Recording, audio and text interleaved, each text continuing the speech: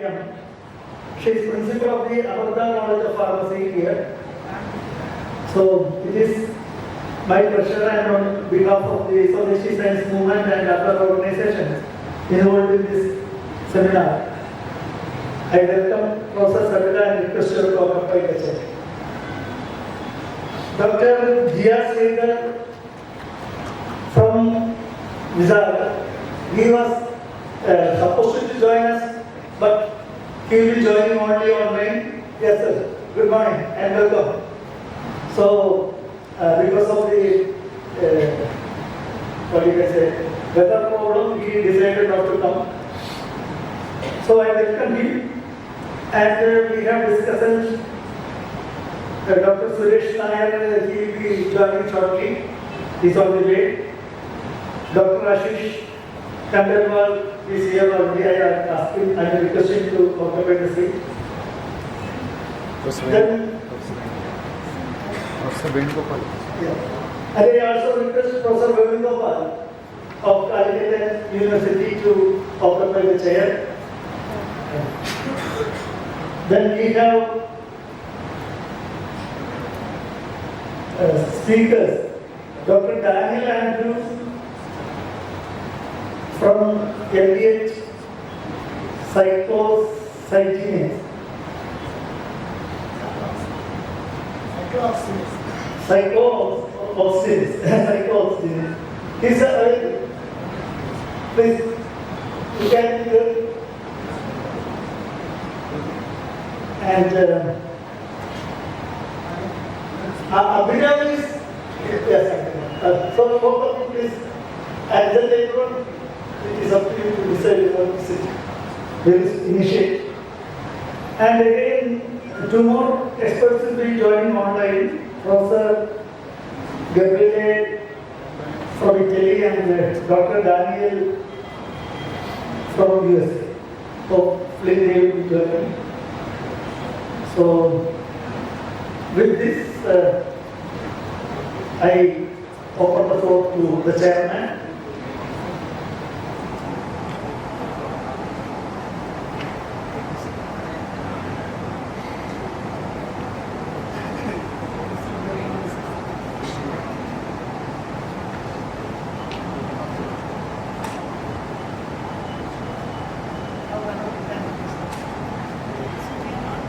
For this opportunity to chair a wonderful session on drug metabolism, dose responses and medicine.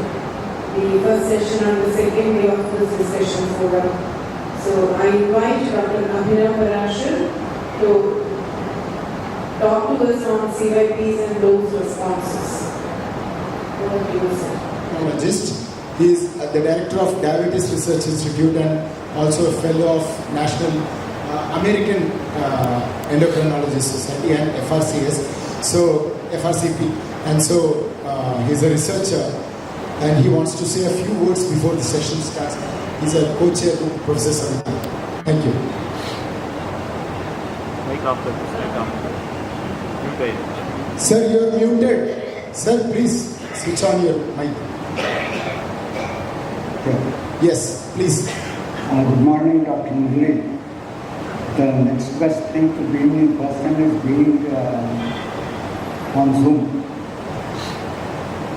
People like us, we are not as high as Rajasthan, but still news of flash flooding and orange signals, they really put me off from being here. Thank you for arranging to have the Zoom meeting.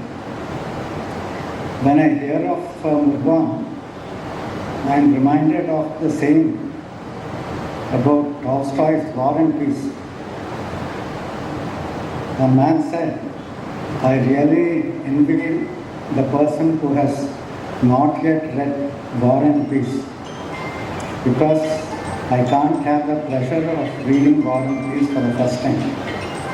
So in the same way, the murburn concept has had its firm foundations over the past 20 years, and now it has taken shape and it is being established as a very, I wouldn't say game changing, it's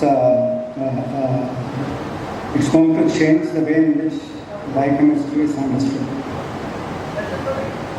And therefore, what I have seen yesterday and what I have realized today is there is a lot of work that can be done. The work that was established using the previous concepts and what you have initiated and what so many of the other experts are working is trying to apply the murburn concept into a variety of biochemical fields. Had it been 20 years since when it is already established, the researchers would have found it difficult to find an area in which to work. But here this is a virgin field. I deal mostly with dietary melters, and our association with reactive oxygen species is something very bad, quote unquote.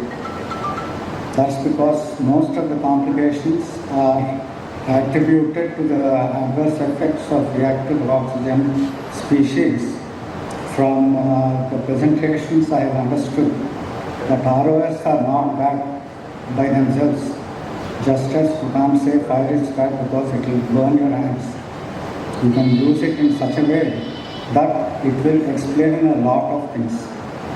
So diabetes is one area where the complications, pathogenesis, all of them are related to insulin resistance, and the reactive oxygen species are one of the pathogenic factors. So for those of you who want to enter this area, it's a very important and inviting field. And second is we had worked on a protein called butyryl Basically, it breaks down the drugs, toxins, as well as anesthetic agent when it is administered.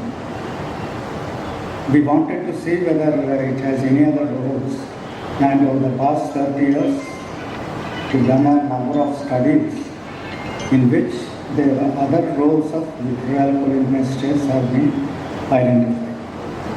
I think of butyryl as a country cousin of the murburn concept.